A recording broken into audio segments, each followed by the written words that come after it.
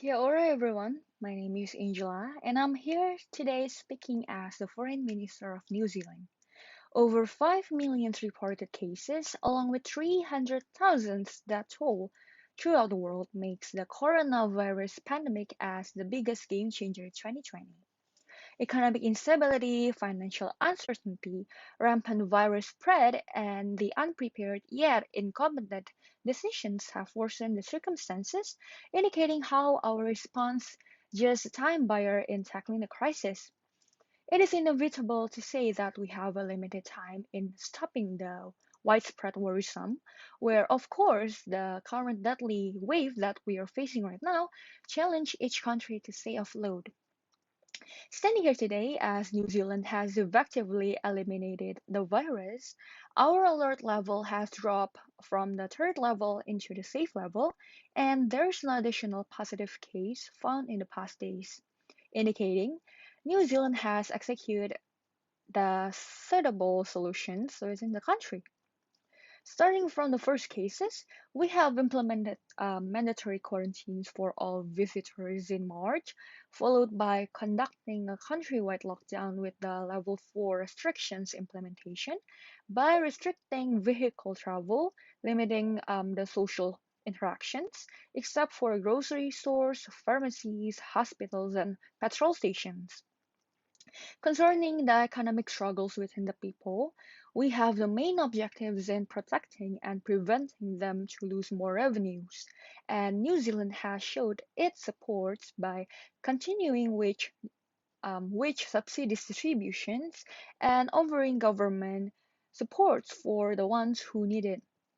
The most important part that we have realized how people's trust really affect the country's future, where New Zealand puts its deep understanding that in order to survive, the relationship between the people and the government is very important, where both people and government must know that they have each other's back and support each other so that the country can win together as one. Taking into the considerations on the involvement of every party in solving the issue, New Zealand realizes the importance to divide the possible solutions into two concentrations, consisting the internal corporations and the external corporations. As what we already mentioned before, seeing that maintaining a good relationship between the people and the government is a very significant part, the initial step that needed to be taken is to gain the people's trust so that the rules can be applied accordingly. Through the implementation of self-isolations with detailed restrictions, the government also needs to guarantee the sufficiency of available supports covering medical, economic, and social supports, and also focus on eliminating inequality in the process. This isolation needs to be controlled and strictly supervised by local police or tracking method that might provide health details and backgrounds. On the external corporations, having a clear communication flow between countries is also important. Where derived from the economic side, the expansion of global supply chain can be the first solution in the external cooperation.